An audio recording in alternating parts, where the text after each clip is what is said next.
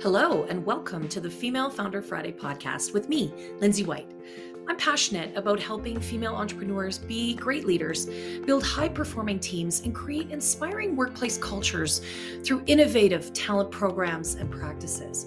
Because when people feel like they belong at work, they deliver their very best and businesses thrive. The Female Founder Friday podcast is all about connecting with the most incredible women in business to talk about the journey to creating their own businesses, the mistakes they've made along the way, and how they view their own leadership. In this third season of the podcast, we're going to take that one step further. And I'm challenging all of my guests this season to take my leadership style quiz. And at the end of each episode, we'll be digging into their leadership style and how it impacts the way they lead in their life and their business. If you're interested in learning more about your leadership style and want some of my top tips to help you lead more effectively, you can take the quiz right now. Just check out the show notes or head over to highvoltageleadership.ca and click on the button in the top of the page that says Take the Quiz. Then you can share your results and connect with the guests and join the conversation on Instagram by following me, and that handle is at highvoltleadership. My guest this week is Danielle Mendoza. She's a business development consultant, best-selling author, and the founder of Be Myself Now. Danielle has the beautiful ability to help female founders nurture and grow their big ideas into their dream businesses with ease and flow. It's Danielle's incredible presence, patience, and super supportive leadership style that makes her incredibly easy to work with and just to spend time with. I feel peace just being around her, and I loved having this conversation with her today. Excellent. I have my friend and amazing human, Danielle Mendoza, here with me today on the Female Founder Friday podcast. And I'm excited to talk to you, Danielle, about your journey as a female founder. I'm also excited to talk to you.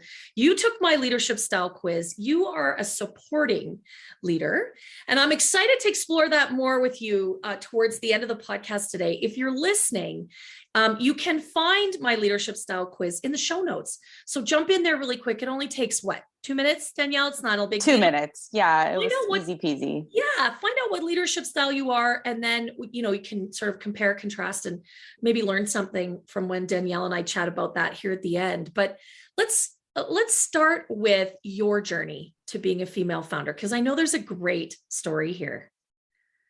Oh gosh, I mean, that story starts all the way back. I've had an entrepreneurial spirit since I was a kid. I used to sell my leftover Halloween candy door to door to make money for the ice cream man. Yeah. And, on and on from there, I, for fun, would create business plans when I was 10, 11, 12. It's so funny because, in coaching, they'll say, go back to what you loved to do when you were 10 years old. And that's a good indication of what you should be doing now. And so when I look back at that, I'm like, man, am I on the right track? As a business consultant now, clearly I have, come full circle and I am back in the joy of it all. But it definitely, had a lot of ups and downs and ins and outs and off the path, on the path stuff along the way. I had kids after I got married pretty young in my 20s, and I dove straight into motherhood full on. I was a mom and really nothing else for a long time. And it was, rewarding in its own way, but it's also really tough to be a stay-at-home mom and to be pouring your whole life into other human beings. And I wanted to find something for myself, and I didn't really know what to do, but I had that inclination of I love business, I love writing. These things are, kind of near and dear to my heart. And I knew that. So I went to online school and I got my business management and marketing certification. And then I started copywriting part-time to just make a little bit of extra spending money during nap time and after the kids were in bed. But I was still very much mom. And that was my first and foremost priority.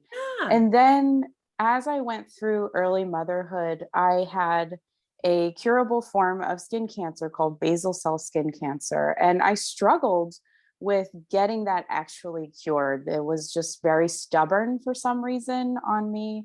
And it culminated in about 2016 with removing a third of my top lip.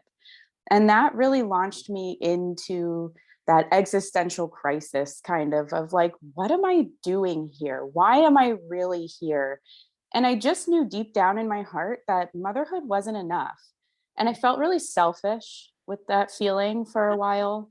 I felt bad about that. Like, we're supposed to love our kids to the ends of the earth. And I do, don't get me wrong. Yeah. But I needed more. I was like, this Uh-huh. isn't enough for me when it came down to this idea of legacy, of what's the story that I'm leaving behind as a human and a woman. I realized that my purpose was so much bigger than just being the helm of my household. And so I decided that I needed to start a business. And I started a couple of, I had an Amazon business where I was painting paintings and selling them as posters on Amazon. And I decided products wasn't quite the right thing for me. It involves a lot of like inventory and Right. investment and things that I just wasn't prepared for.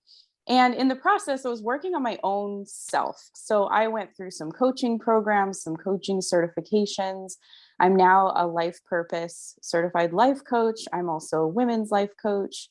And I realized as I was working through coaching that I would love to bring that to other people.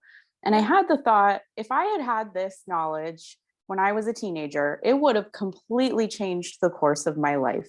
And so I started life coaching with teenagers.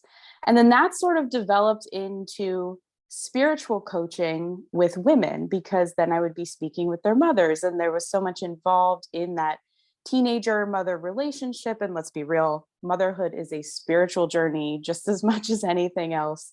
It forces us to come face to face with ourselves. 100%. And in the process of all of that, no matter what I was doing, even back when I was a copywriter, I realized people were asking me these questions and they were saying, well, I hear you have a podcast. How did you do that? Yeah. How did you build your website? How did you XYZ part of the business journey? And the thought of being a women's spiritual coach or a teen coach or a weight loss coach, I had a weight loss program for a little while. Yeah. That stuff just kept me feeling stuffed into this box that I just wanted to claw my way out of. It was so uncomfortable. And I realized stepping into the business side of things, stepping into business development consulting and helping people develop their businesses gave me this freedom to explore so many different types of business, because now I'm working with them in whatever it is that they do. And everyone's so varied, and it just lights me up to have that variety in my life. And I'm doing this thing that was really that golden thread through all of it, which is that business development piece, setting things up, figuring it out, knowing what direction to head. And it fell right in line with this idea of helping other women wake up to their legacy. So we all leave a legacy, whether we mean to or not. But when we're intentional about that legacy, then we're creating the actual story of who we are and leaving that behind. And I just know that, my own sort of light brush with death and seeing my aunt go through cervical cancer and pass, I just realized we as women deserve to be intentional about our legacy. And too many of us are taken off this earth before we've had the chance to properly share our gifts and talents. And I think business is an amazing way to do that. So I feel very passionate about what I do now. I feel very much in alignment with my soul's purpose. And it's just been an amazing journey to keep going. I'm grinning like a Cheshire cat because that is just that's so beautiful. It's so powerful. And this word legacy just has so much impact, and I absolutely love it.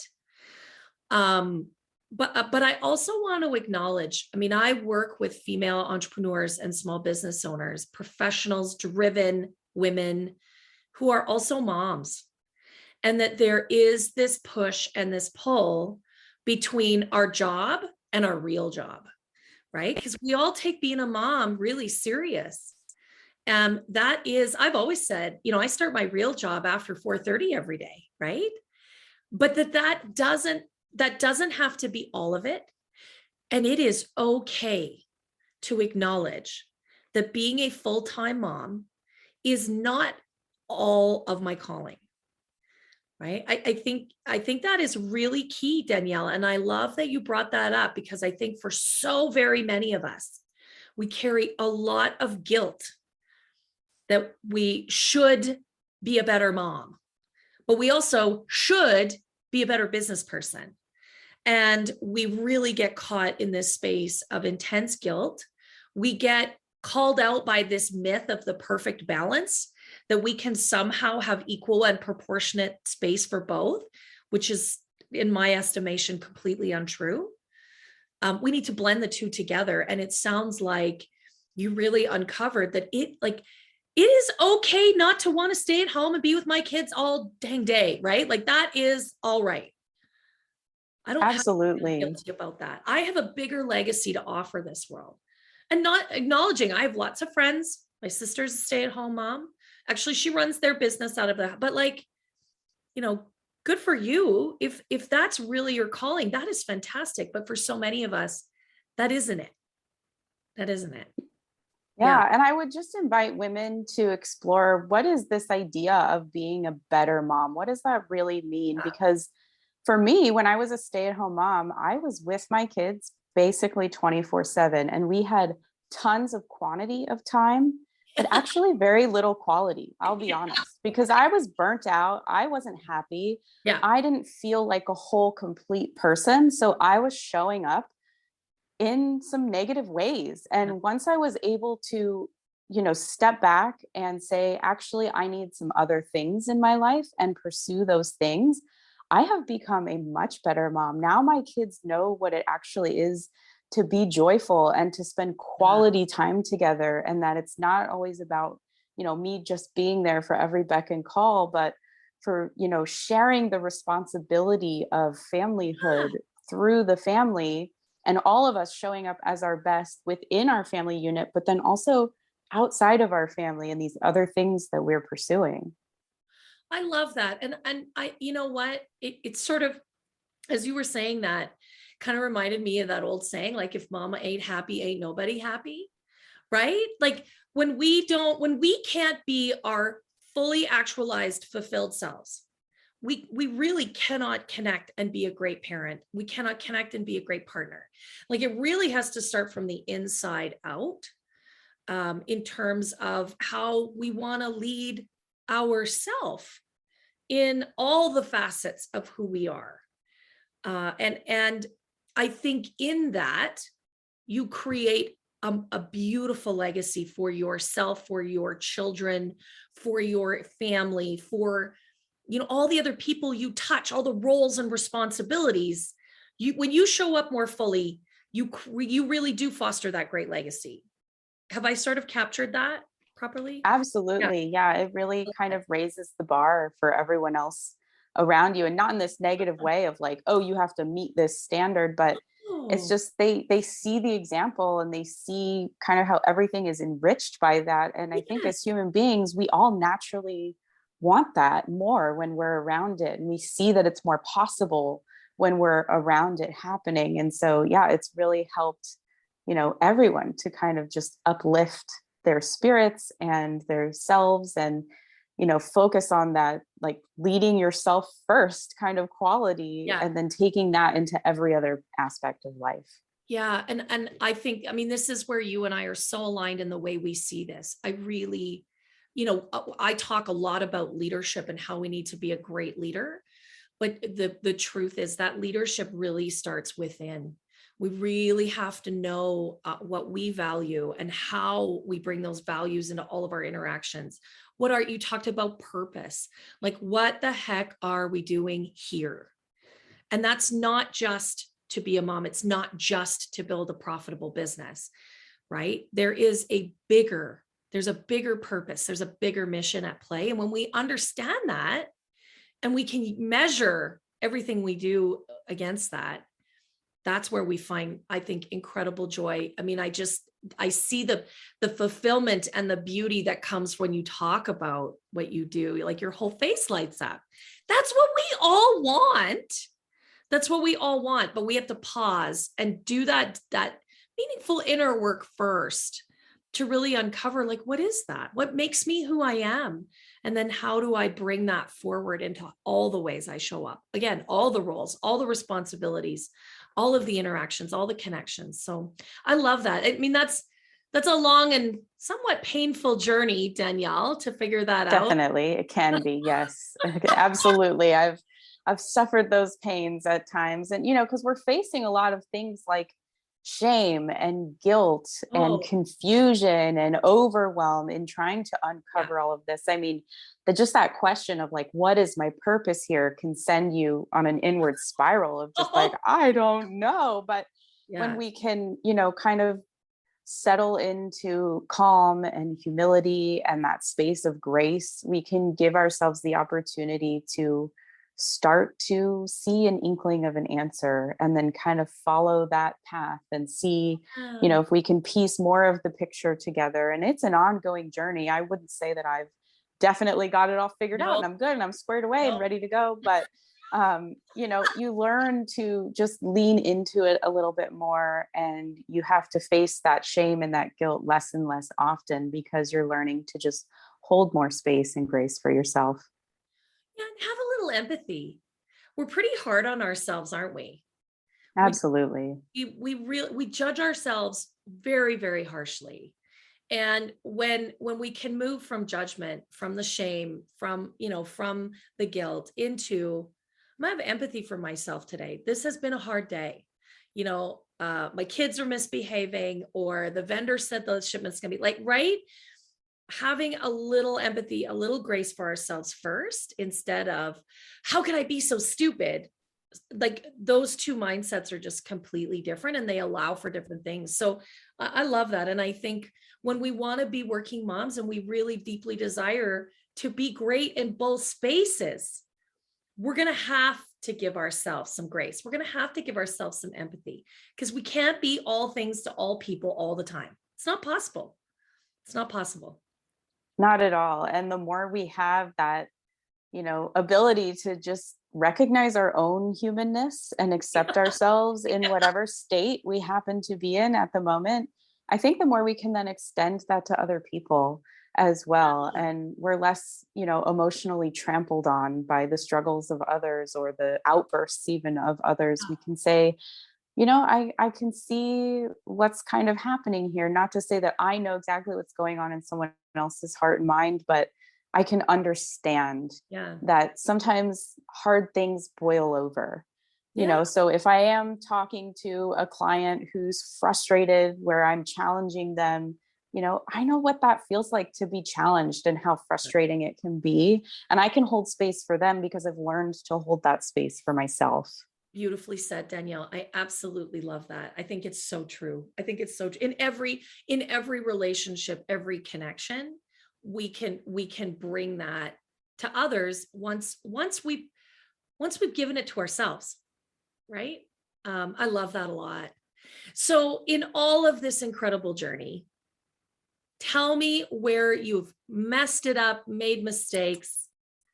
What did that look like? Yeah, I mean, where to begin with that? I feel like we all have this kind of laundry list of things that go on, but I would say probably one of the biggest mistakes that I made early on happened way back when I was a copywriter. Even now in talking about it, I'm like, I was a copywriter. I don't say I ran a copywriting business, because I was keeping myself small. And I was keeping my business small. I wasn't stepping into the role of CEO or business owner. I was just this meek little copywriter who would give you some words and, base it on your great business and make your great business greater. But mine was just this little thing that I did here and there. And in the process of that, I, kept myself kind of bottled up, and I didn't take as much risk either. So I kept my failures really small. I wasn't willing to take bigger risk and fail bigger and move forward in that journey. And it took a long time until I realized that it's that big openness, that big attempt at stumbling forward through it all. Kind of like, I picture like Willy Wonka when he comes out and he does those like somersaults down the path. Like sometimes that's what business looks like. It's not always this great like walk down the red carpet. There's a lot of stumbling that goes on, and I was scared. So I kept myself small so that I wouldn't have to face that fear and I wouldn't have to face those failures. And in response, I got small results. Yeah. And then I was afraid of those small results too, right? And so it's just this weird, like, negative feedback cycle Yeah. that I stayed in for a while. Yeah. It's true, right? It's self-reinforcing.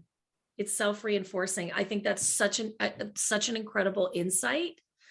Um, and we we keep ourselves in that. Like realistically, we have no one else to blame but ourselves because we create that perpetuating cycle, don't we?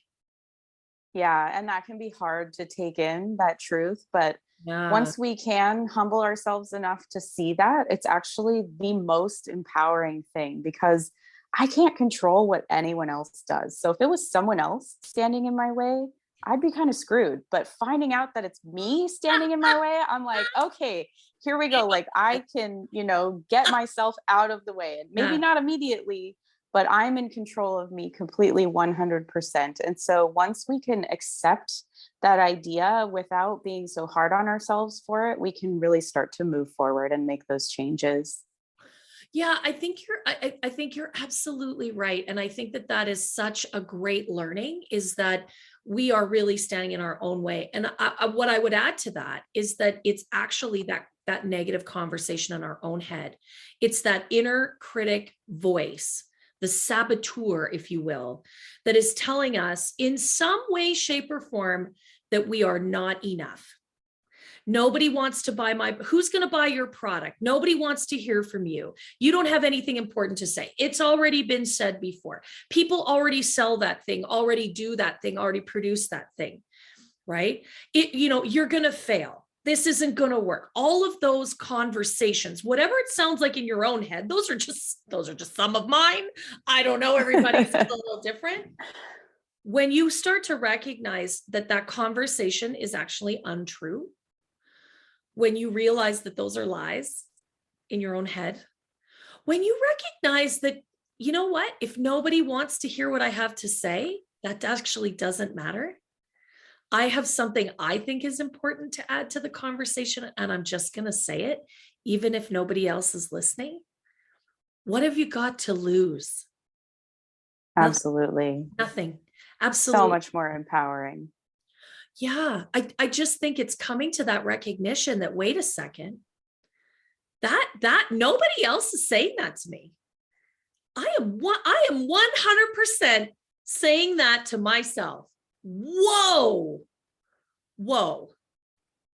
I need And to. honoring that part of yourself too. We don't want to continue to condemn ourselves by saying, oh, my inner critic, oh, here it is again, great, and just try to shove it away. Because the more we shove things away, the bigger they get. I think we all know that emotionally. Yeah. And so just being able to say, like, okay, I see you, inner critic. You want to keep me safe. Because that's always what your brain's trying to do. It's trying to keep you safe. Yeah, It's scared for 100%. you. It loves you. It's that, like, scared mama that's just like, oh, don't climb up there. You're going to fall. But as a kid, you're like, screw it. I'm climbing. And you go all the way to the top and you're like, I Yeah. did it. And the same thing is happening with that inner critic. It wants to serve you. It wants to help you. But we have to use our higher ordered thinking as a divine being to say, thank you so much. You have served me in some Yeah. time in the past, no doubt. That's why you exist. But I'm ready to break through and move forward, and just kind of put it in the back seat and don't let Yeah. it take control anymore. You know what? I think it's such an important point that we've got to acknowledge that's exactly what it is. And it's always there. I firmly believe this is like the human condition. We all have that conversation. Like, that's the first thing. Everybody has that chat in their head. It's, yes, how you own it, how you acknowledge it, and then basically how you just disregard it. Right? And go Yeah. do what your heart and your gut tells you is the right next move. But yeah, I mean, that's, some of that's our reptilian brain that is left over from like survival mode, right? When we used to have to run away from the saber-toothed tigers. Well, we don't have to do that anymore. But you're right. What it does is it kind of keeps us locked down in that small space. And when we can just say, hey, thanks very much for helping me understand the risks. You're right. yep, this is a little scary and I'm going to go do it anyways. And the most exhilarating stuff happens on the other side of fear. I mean, anyone who's ever jumped out of an airplane or bungee jumped or spoken in front of a big crowd or, asked someone to marry them or any of those things where the fear just bubbles up inside, but we say, this is too important to let the fear decide. Yes. On the other side of it, we are just like, woohoo, like it is just the best thing ever. You get that exciting adrenaline rush. You've got that high emotion running and you just feel so good. And, you often hear people use the words in that time, I feel so alive. Yeah. And it's because we are so alive in those moments. We are so present and human and just experiencing it all right there. And there's nothing more fun and beautiful and just self-honoring, I think, than trying to commit to, chasing that feeling a little bit, not in a destructive way, but just, allowing it to happen in your life because you're not letting fear decide for you all the time. Yeah. Yeah. And I think when you push through that fear, when you feel that connection, you said to your humanness, which I love, I think even if you do fail, there's so much to learn.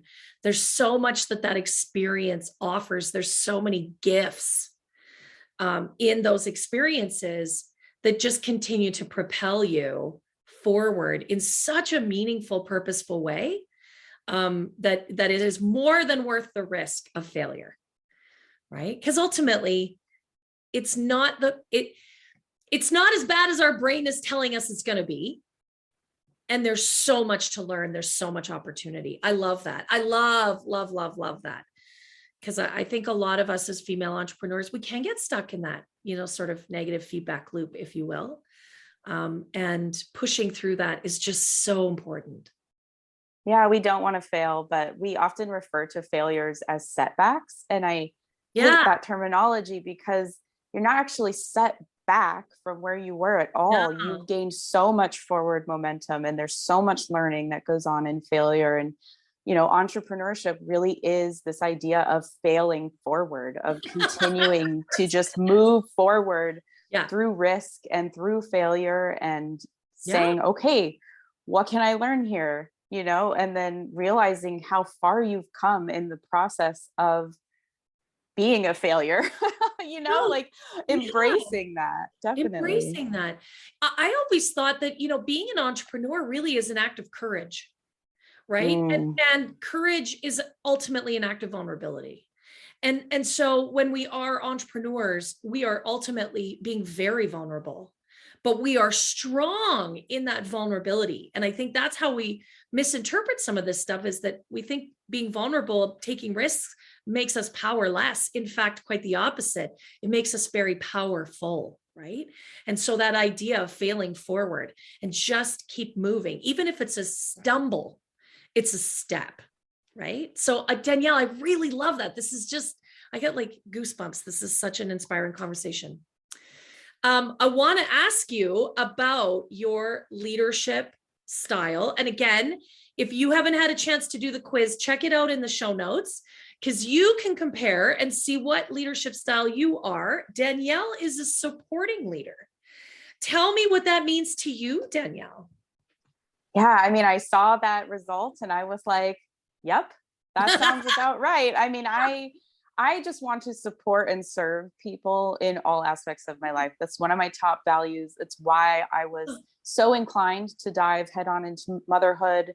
It's why I've been so inclined to serve other women in their businesses through the work that I do. It just makes a lot of sense to me. I love being collaborative. I love working with people to kind of make something better than it could have been if each of us were standing alone. I really believe that every single member of my team brings their genius to the table, and it's a genius that I don't have. Mine is somewhere else being used for the greatness in that realm. And then when I can bring that greatness forward through other people who have those geniuses that I don't, it makes my business overall so much stronger and so much more effective. And I'm able to serve even more people in the process than I could just kind of standing alone and trying to do it all myself. I love that. I love that your definition of being a supporting leader includes how you support others in really realizing, embracing, fulfilling what makes them awesome. I love that. We all have that stuff that makes us tick, you know, that Yeah, thing that lights us up. And I kind of laugh as I've gone through my journey. I've noticed this in myself, and I see it, of course, now in other people, that we're sometimes very blind to our own zone of genius. We feel like we have to do the hard things. We have to strive and struggle and learn, and 100%. then we'll be a Yeah. genius in something. But it's Yeah. that stuff that is so obvious to you that you're like, everyone else knows how to do this. How could this be a thing that's a genius? It's everyone knows how to do this. But Yeah. then you start to meet people that don't. Yeah. And you're like, oh, this really is unique to me. This really is something where I can bring, you know, the power forward and the uniqueness forward in a way that other people struggle with. And just recognizing that in myself has also allowed me to see that I don't have to strive, and I don't have to struggle, and I don't have to put the nose to the grindstone.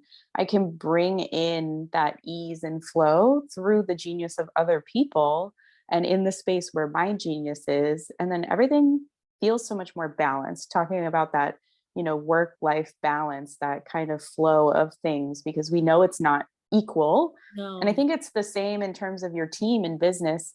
It's not about each person bringing an equal amount, like 10 people bringing 10% to the table for 100%.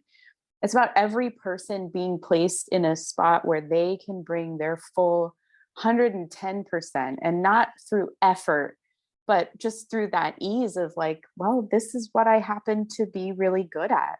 Yeah. And then it's a beautiful thing that happens on the other side with that collaboration. It's just Yeah. bigger and brighter and Yeah. greater than it could ever be on its own. 100%. I really love, like, I think a lot of people, when they get the result that they're a supporting leader, they're like, oh, that seems very passive, right? I'm behind everybody else.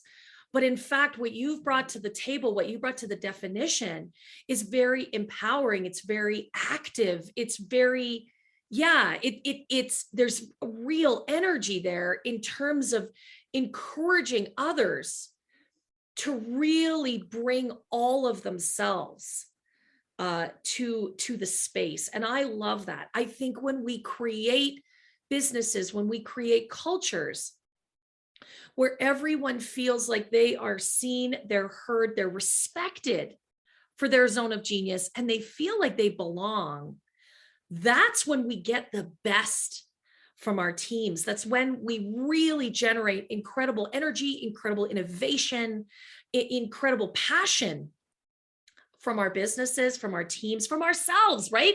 Again, that becomes a self-perpetuating cycle too, because we just continually inspire each other. And so I love that, that definition that includes that empowering energy as a supportive leader. Yeah, I think as much as we can help other people feel like they belong and truly show them that they do, we learn that we belong. You Yeah. know, there is no backseat to being a supportive leader. You belong in the picture just as much as everyone else. And, you know, sometimes even more so just in that like umbrella capacity. It's almost like the big warm arms Yeah. hugging around the whole Yeah. group, you know, Yeah. that's so important.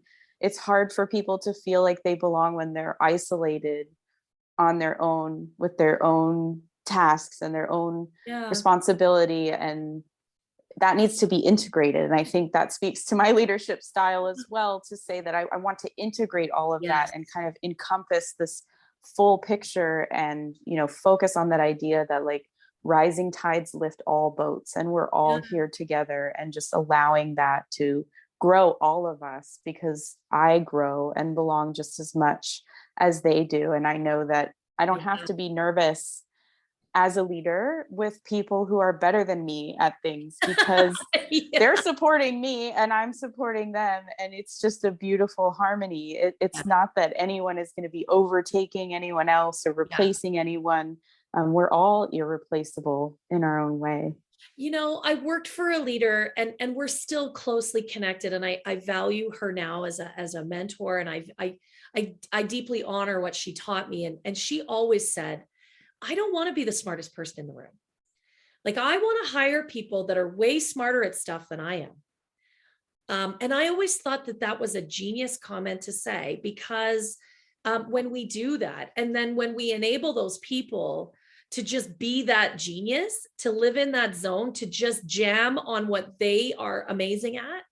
And we can be a bit of the conductor of the orchestra in that sense. I think it always, it just always, like you said, lifts everybody up. I always thought that was such an incredible comment, and she wasn't threatened. Like, if there were other people that were, and she's pretty smart, like, let's be honest, but yeah, like, to really embrace that doesn't denigrate anybody else's intelligences, actually adds incredible value to everyone.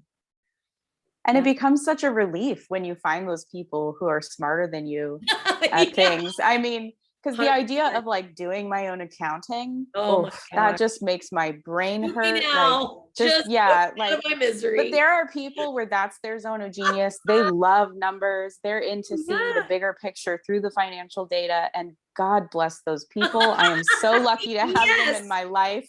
100%. I'm. It's just like, oh, I don't have to do that. Thank goodness. And because I want to be in my flow zone just as much as I want to, let other people be in their flow. And with the support of other people's genius, I can do that. So it really becomes a relief instead of a stressor to just know that you're being supported by good people. Yeah, I love it. Oh, Danielle, I could pretty much talk to you all day about this stuff, because you've used such inspiring language, and you're just so filled with purpose and passion. And I love that so much. Thank you for being a guest here on the podcast. It's been a pleasure speaking with you this morning. Thank you so much for having me. It's always so nice to connect with you. Again, it's those genius stones coming together, we just always have such great open conversation. I'm glad we were able to let everyone else in on it this time. Yeah. And I know everyone listening is going to walk away from this with a real big smile on their face. So thank you again.